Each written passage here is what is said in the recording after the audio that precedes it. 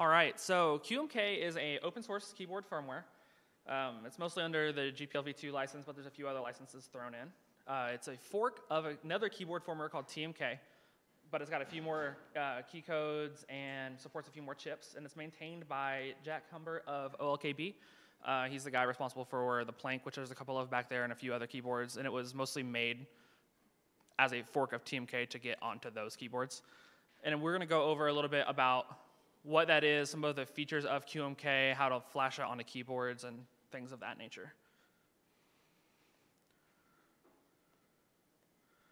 All right. So there are lots of keyboards that support Qmk. I can give you a quick overview of some of them. This is one of them. This is made by OneUp Keyboards. It's their 60% hot swap edition, and we're going to use it kind of as a demo. We're going to use those LEDs, and I'm going to show you them all changing based on what I put in the firmware.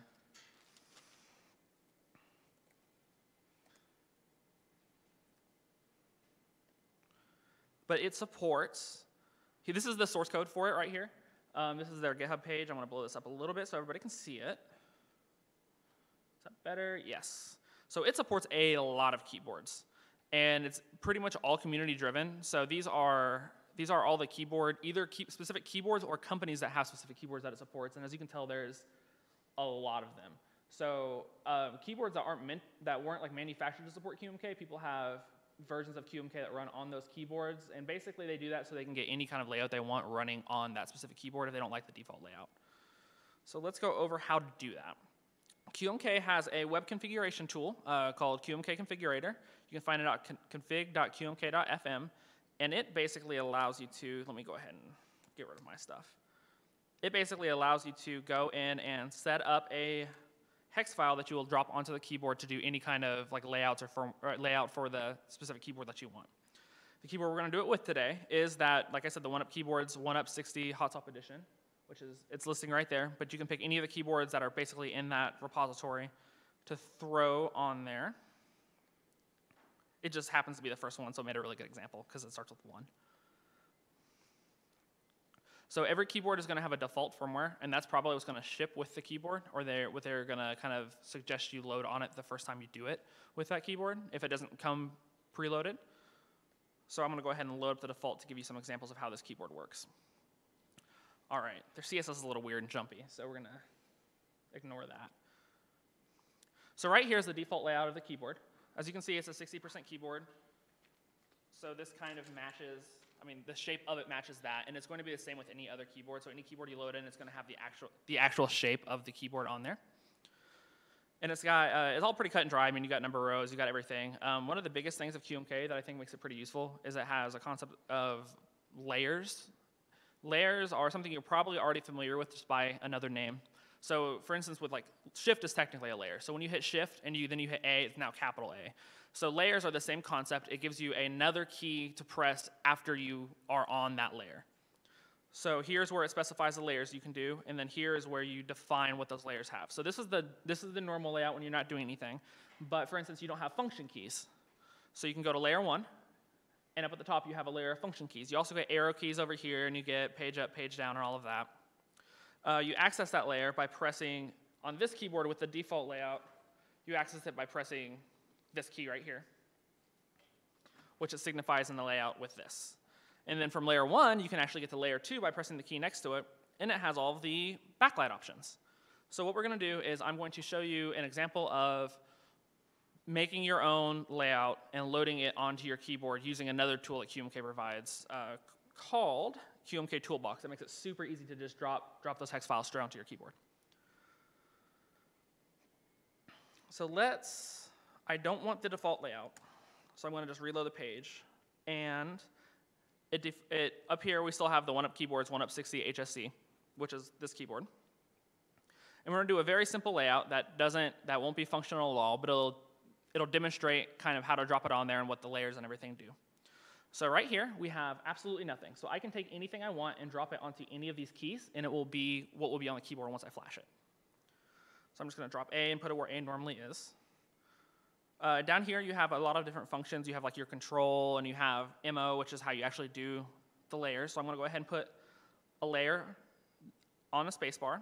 So I define it as layer 1. So when I hit spacebar, it will bring it to the first layer of the keyboard. it now gives me the option over here to bring it up to that layer, and now I can put any keys I want in that layer up here. So I'm going to put the Rgb toggle right here, and that will turn the Rgb on the back of the keyboard on and off, which is why I use this one, because it's really easy to display Rgb, and it's not easy to display me typing, because you can't see me. And I'm going to add another layer. I'm going to do it just right next to spacebar, and it will bring us to layer 2, which I now have access to. And in that same A key, I'm going to put, snake. And this will make my RGB on the bottom do a snake. So you have lots of options through here. You have options for number pads, the page up, page down stuff that we don't really have access to normally on a 60%. Alphabet, symbols, and then it has a whole bunch of backlight options and RGB options. Don't get the backlight and RGB confused. RGB is going to be the stuff under the keyboard, and backlight is going to be the stuff under the actual keys. So you would see backlighting if you looked at it this way and RGB this way. It took me a while to figure that out. I didn't know why anything didn't work. So with Qmk Configurator, it will compile on their servers, so you don't have to worry about how to compile anything. You just click compile, and it will start compiling, and then you can click this button here when it's done. This says download firmware. I've already done all that, so you guys don't have to sit around and watch me do this. Do we have any questions before I flash this on there? Yes?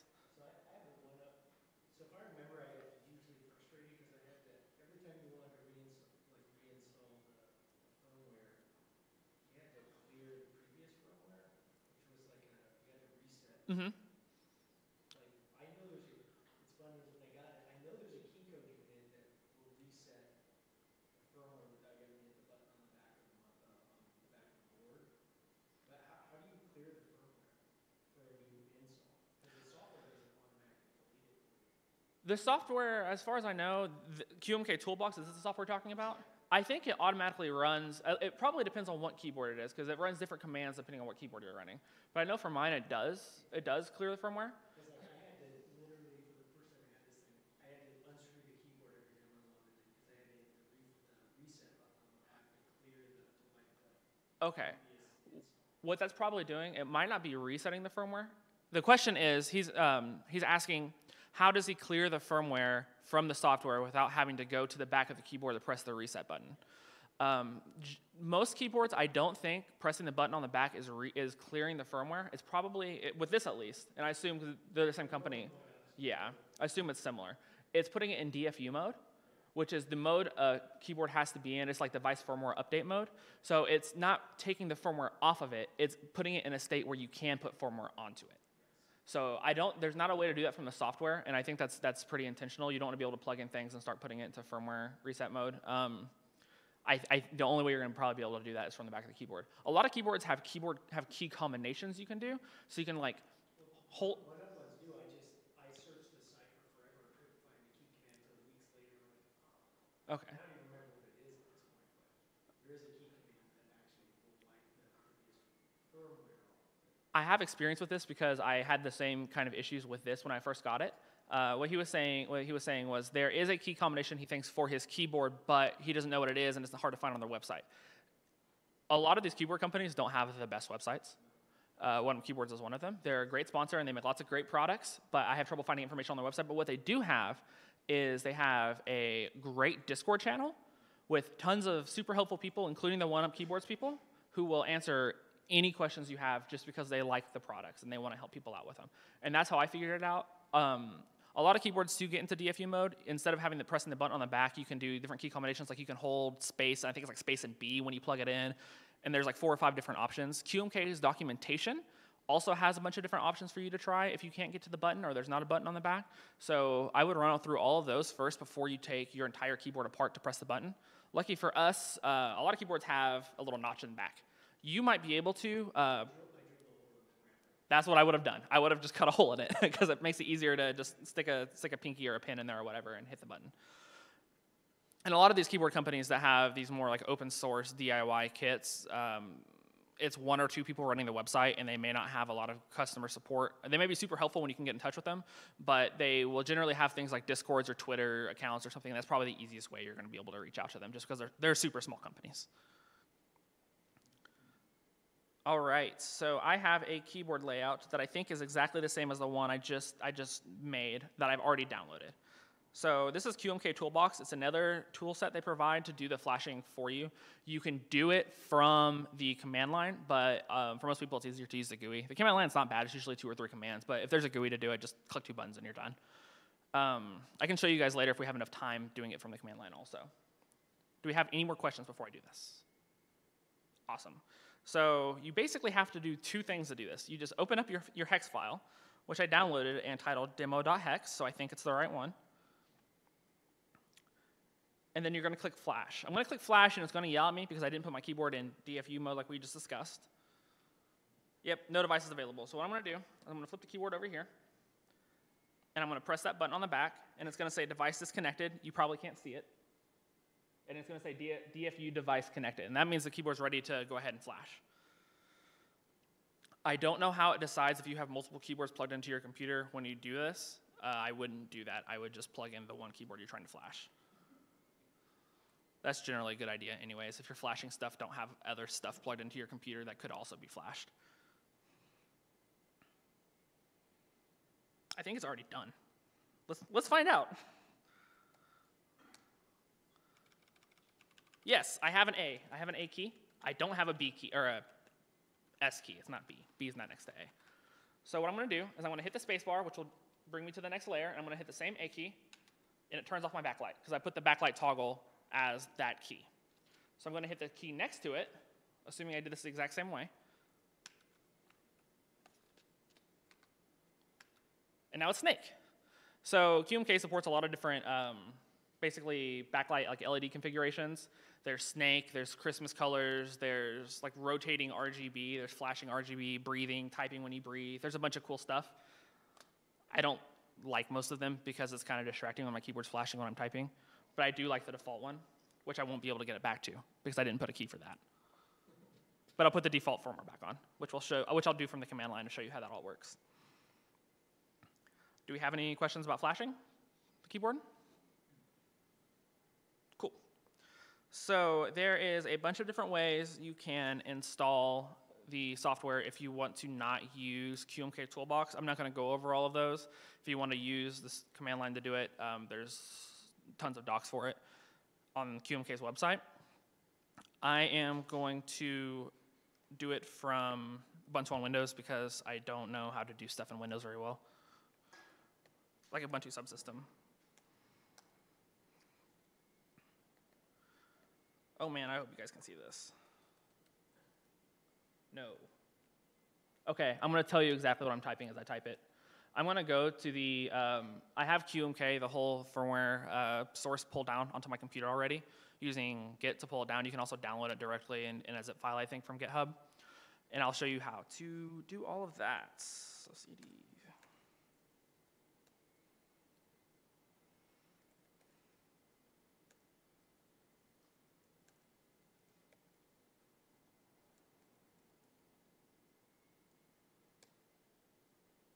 We're here at a keyboard meetup, and I can't type very well, which I think is funny. So I'm in the Qmk firmware directory. Like I said, I'm not going to go through how to set up the tool chain to install it all. I think pretty much all you have to install is GCC or another C compiler. I think that's pretty much all it is. If you don't know what that is, use the GUI. It's easy, and you don't have to install compilers. So what you do is you type in, it's very easy to set up. You type make, and then I'm going to show you the list of keyboards again. So you're going to type make, and then the specific keyboard you want to flash. So it's one-up keyboards, 1UP 60 hot swap edition. Fun fact, that's me, because I set up this firmware, this layout, because the default one was kind of broken, and they pulled that in this morning, so that's pretty exciting. Thank you for the clap. I'm sorry?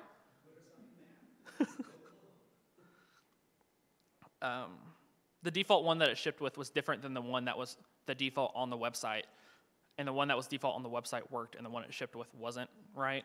So I got the one that was on the website and put it into there. And if we have time, I'll show you how that works. So you type in the name of the company or the name of the top level directory that it's in. So it's 1UP Keyboards for us. Colon, the name of the keyboard. 1UP keyboard, or 1UP 60 HSE. 60 for 60%, HSE for hot swap edition. This keyboard has hot swap sockets on it, so you don't have to solder the switches in. You can just kind of pop them in. And then, I've done this before. Let me see if I can just default. So you pick the layout you want. So in the 1UP 60 HSE folder, there can be multiple layouts. This one only has the default, which is the one that I added 4 hours ago. So it only has the default, but sometimes there'll be community-made key maps that you can do that people will merge in. You can merge your own in. And so instead of typing colon default here, you're typing colon my cool layout or whatever. That's your local directory, right? I'm sorry? You have the custom X with the directory? You could have it in your local directory, something that you've went in and made that layout yourself in the code, or if you get it pulled into Qmk, and everybody who works on it seems to be super nice from my recent experiences with them. And if you have a custom layout, then there's a compelling reason to have that in the firmware. You can open a pull request, and they will pull that firmware in and let it be just in Qmk. So you can download Qmk from anywhere.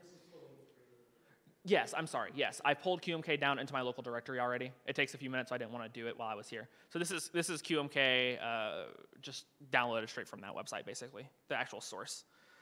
And you can do two things. You can either leave it here with just colon default, and it will create the hex file for you, or you can do colon default, and then I think it's DFU for this one. Yes, I've done it recently. It is DFU. Colon DFU for it's a keyboard that has to go into DFU mode. So it's going to look for a keyboard that's in DFU mode and then flash it. So I'm going to put the keyboard in DFU mode again. It locked up the snake. And this is all the GUI is doing. It's just giving you kind of an easier way to do it without having to install a compiler or anything.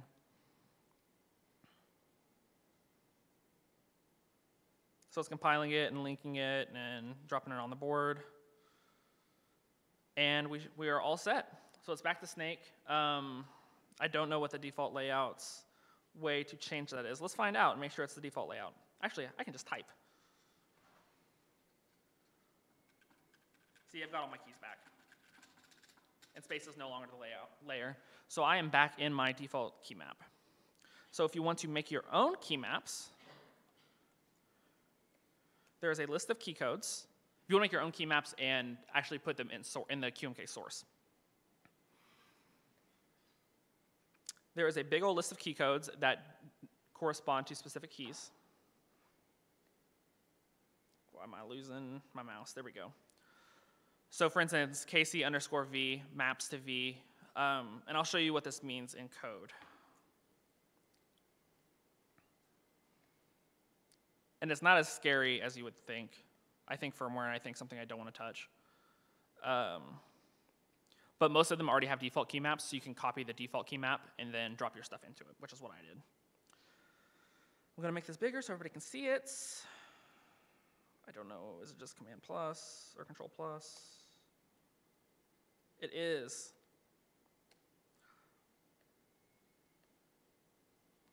That's too big. All right, so originally when I had done this, I'd made a new layout, but they asked me to just drop it into the default layout. So there's a file for every layout called a keymap.c, which is just a C file, and it has these key codes in it. Generally, the easiest way to do it is you're going to just copy and paste the default and then change the key codes out. So each key map is basically a matrix of key maps, and each item in that matrix is going to be one of the layers. So these are the key codes for the first layer, these are the key codes for the second layer, and these are the key codes for the third layer. And they are in order, and this is going to be the same, I think, for every keyboard. They are in order from, what is this, top left to bottom right. So this is escape, this is 1, this is 2, this is 3, and the same thing for all the other layers. If you wanted to add more layers, you could just copy and paste this, drop a 3 in there for the third layer, and then edit these key maps, edit these key codes to be whatever key map you want it to be. You would also have to add in the layer below it a way to get to the third layer. I think that's the key code for that is MO. Yeah, so right here, MO2 is the key you press to get to the third layer. There's even an easier way than this if you want to get it into the, actually into the firmware and pulled in for everybody who wants to use it to use. The Qmk Toolbox, or the Qmk Configurator, it has a way to export a key map. So it drops a JSON file for you of that key map. I'm going to open it with Visual Studio Code. And it gives you all, the file's a little messy, and I wish I laid it out a little bit better. It gives you all the key codes for your key map in a multi-dimensional array. So you can take this exactly, each piece of this array, and drop it straight into that file instead of having to type in all those key codes yourself. And then you can just open a pull request, and like I said, if you have a compelling reason why your key map should be in there, they'll merge it in for you generally, and everybody can use your key map. Does anybody have any questions about that? None. Okay, cool.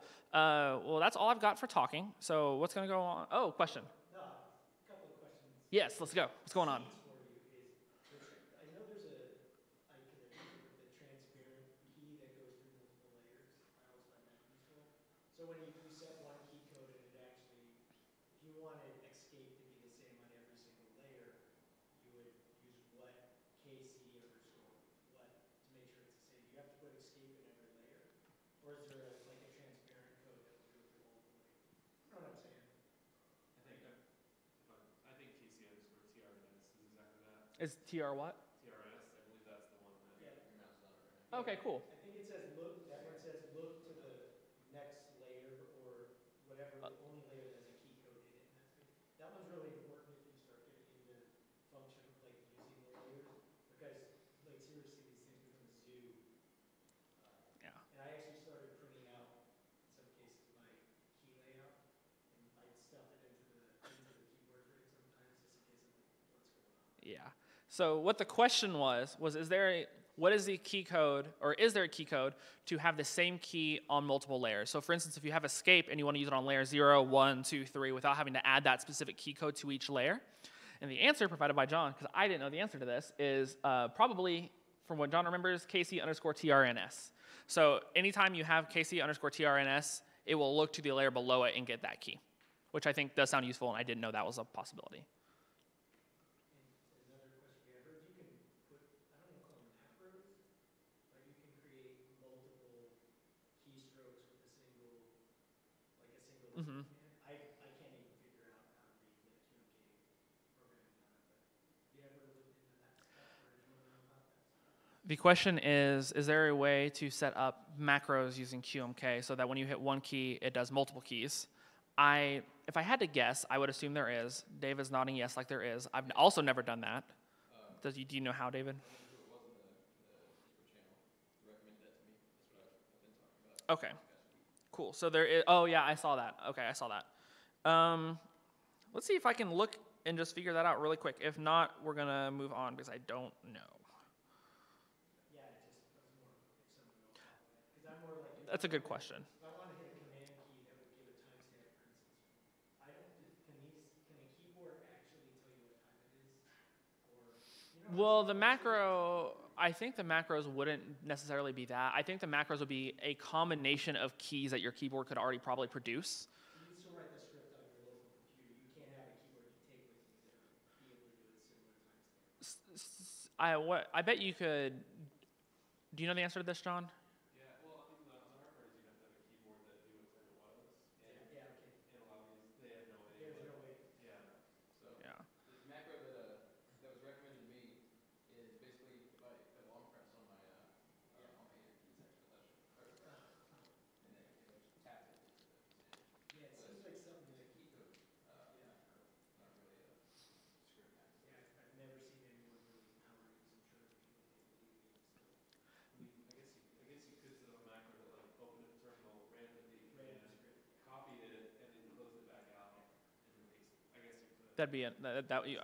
Because the keyboard could do all of those things. You could also put some sort of clock or timer if you had like, if you wanted to get really nitty gritty with it and you were making your own board like from scratch, you could probably put a clock on your board.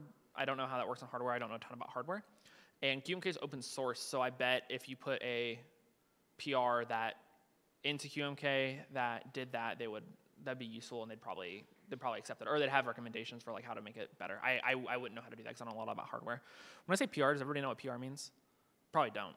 Okay, PR is a pull request. So Qmk is open source, so that means anybody can download Qmk and add their own stuff to it. There's different open source licenses, but the gist of it is you can take it and do what you need to do with it as long as you're not distributing it. And if you're distributing it, there's certain rules depending on what license they have. A PR is when you take your changes and try to get it brought back into Qmk. So say there's a feature you don't like or a feature you want to add, you make the changes on your computer and you push it back up to where the people who are managing Qmk say, okay, cool, this is great, let's add it. And they'll pull your code base into their code base. And that's what PR is, and I've said that several times, and I probably shouldn't use acronyms. Do we have any other questions? Someone in Twitch chat asks, does Qmk allow you to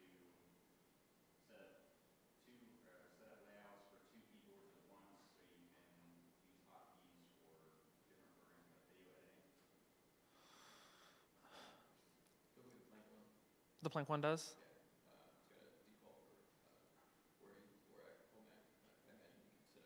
Oh, yeah.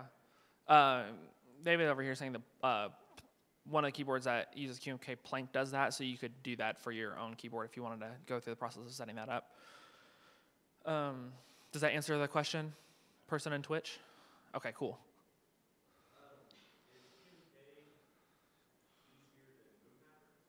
I have never used Bootmapper. I don't know the answer to any of these questions. I'm sorry, guys. Throw me a softball, John. Go home. John asked, is Topra just rubber dome? I told John to go home. Topra is, for those of you who don't know, there's a couple Topra keyboards over there. There might actually only be one, and it's mine. It's a electrocapacitive, is there another one somewhere?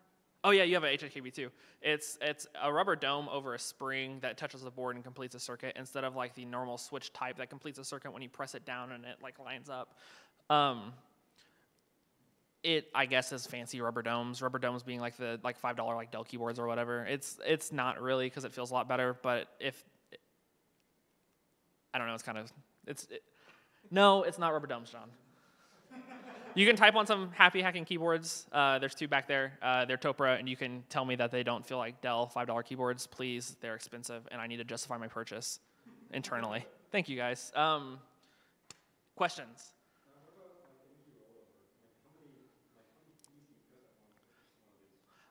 I would assume that it's probably going to be based on the keyboard itself. I don't know if that's going to be based on the firmware.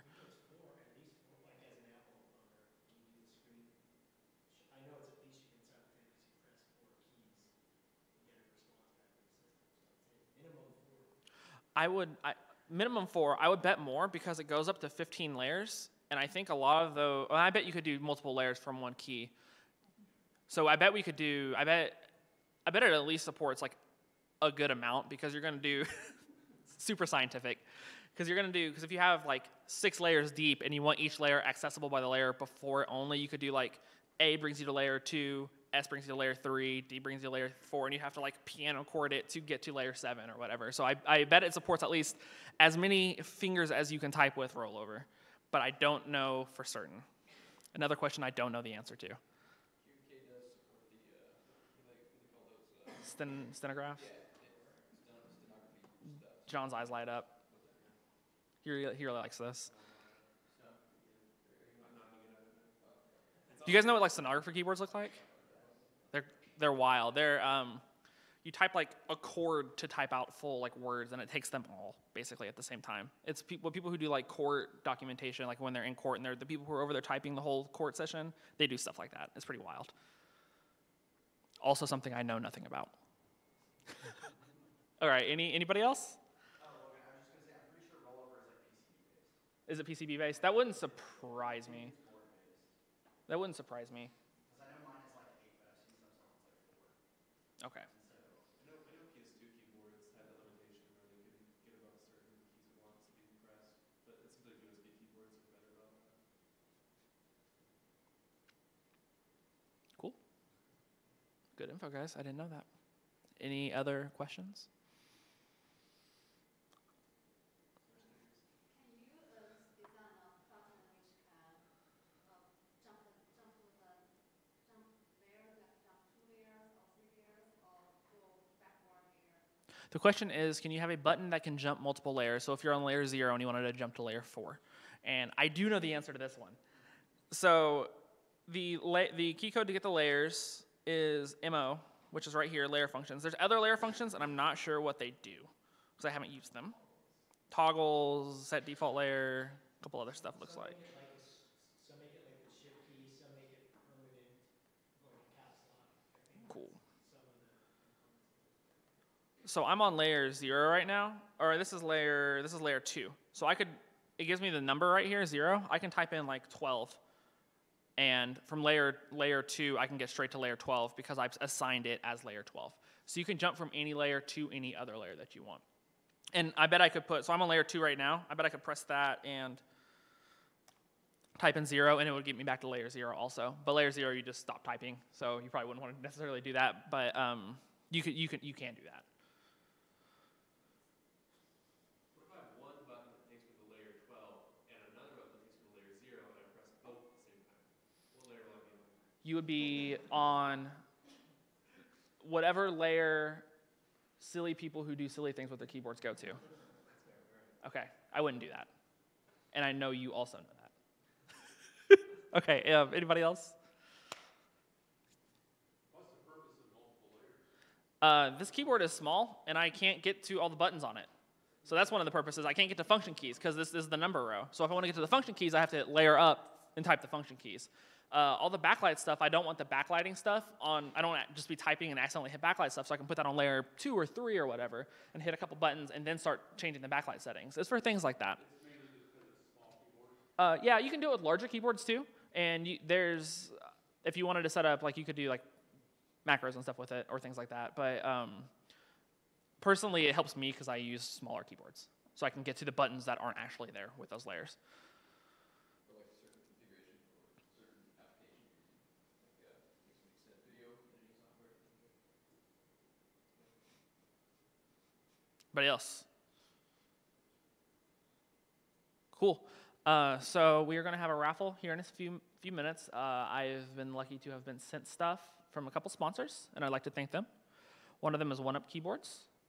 I bought all this stuff from them, and they sent us a macro pad and some cables and some like novelty keycaps. We also got some stuff from Space Cat Designs. They have a couple macro pads that are pretty neat, and they make a lot of just other artisans and keyboard adjacent related stuff. And they gave us some like PCB rulers that are pretty neat, and they also gave us some magnets and stickers. I also have stuff from OK Keybs, which is things that John makes, and he's got some macro pads over there too.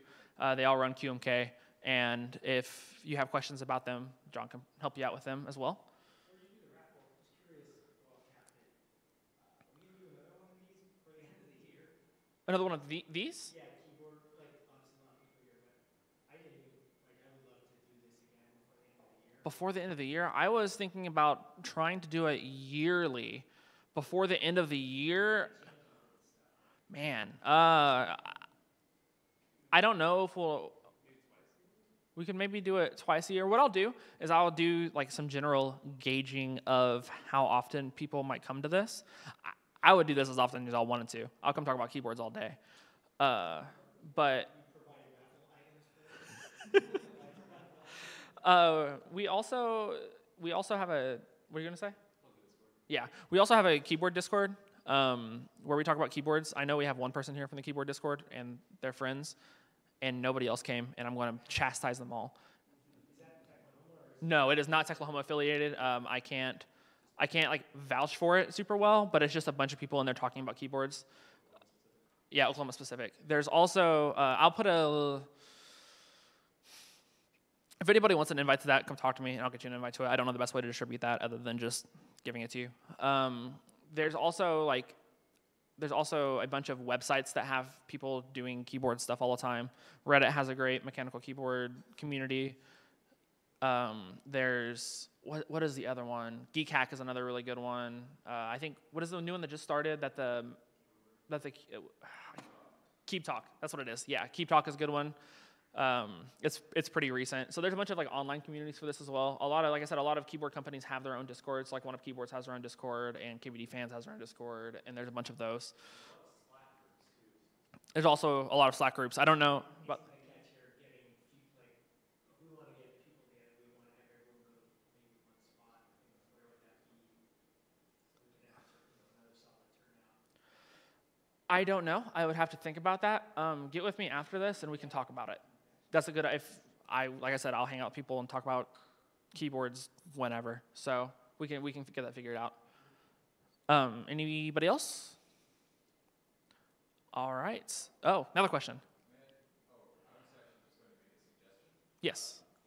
Earlier on, there was a way of emitting or exporting the layout data in terms of JSON, JavaScript object notation. Mm-hmm. Just last night, one of our other attendees demonstrated a really cool little tool for like slicing up and extracting information from JSON. It's called JQ. You just look up JQ and JSON, and you'll find references to it. And it's kind of like a little like stream processor type thing. So like you just ask it like, where is an element? Can you find an element called blah blah blah? And it'll go through and show you like position in JSON where that was. So if you need something that kind of like prints it out nicely and shows you different information about your JSON file. Okay, cool. JQ. Okay. So the suggestion, so the tool I just showed you exported the key codes as JSON or JSON or JavaScript object notation. The file extension is .json though. There's a tool called JQ that will make it a little bit easier to like sort through that and give you a little bit of insight as to what actually is in that file and organize stuff and pull everything out. You need to remember like, oh, did I put a command for layer 5 in there?